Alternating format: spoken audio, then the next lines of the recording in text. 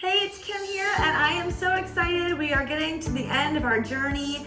I know it's been a very crazy last few weeks, a lot of things that we've been going through, a lot of hurdles and balls in the air.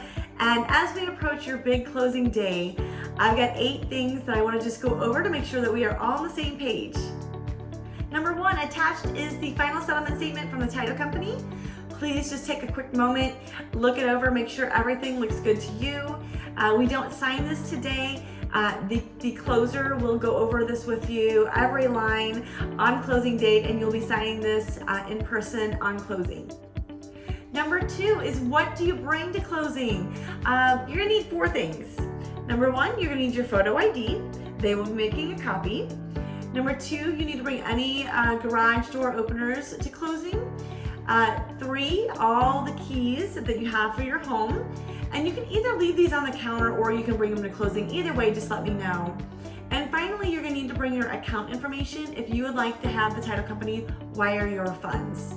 Number 3 is making sure that your home is clean and empty of all personal items.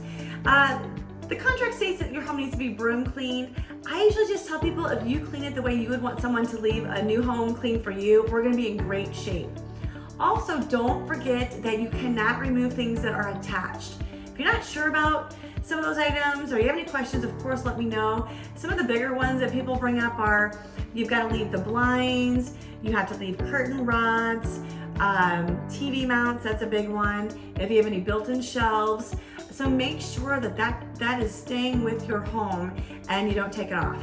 Number 4 is, during the inspection process, if there were any items that the buyer requested be repaired and you agreed, we've got to make sure that those items are done prior to closing. If you have any receipts, please just send them my way and I will make sure that they get to the buyer and title company.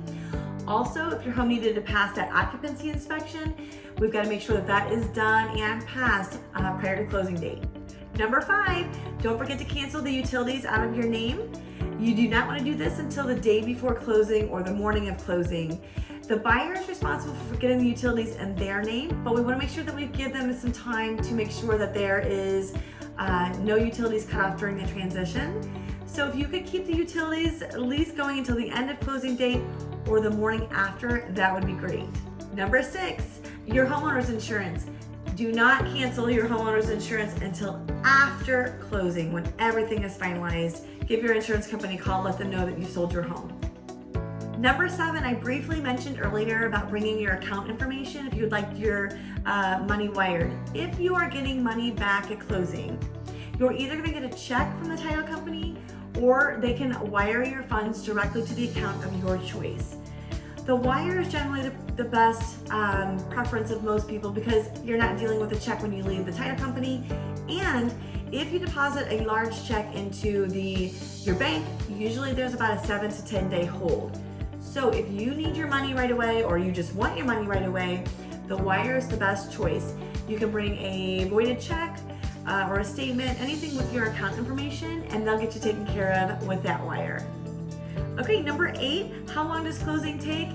I usually tell you to allow about an hour to an hour and a half. This is going to include buyer signing documents, your documents. The title company is going to be making sure that all the wires are in, the funds are where they're supposed to be, as well as getting you copies of everything that you've done at closing. So give yourself about an hour and a half if everything goes smooth. Okay, finally, remember the old saying, it's not over until the fat lady sings, and that could not be truer in real estate, okay? So until everything is signed, funds are transferred, keys are swapped, we still have things to get through for everything to get finished. So hang in there with me. I know we've had a lot going on. We're gonna continue working together to get you across that finish line. Let me know if you have any questions on all these items. I've attached a checklist as well if you wanna print it off, but we're almost there. All right, see ya.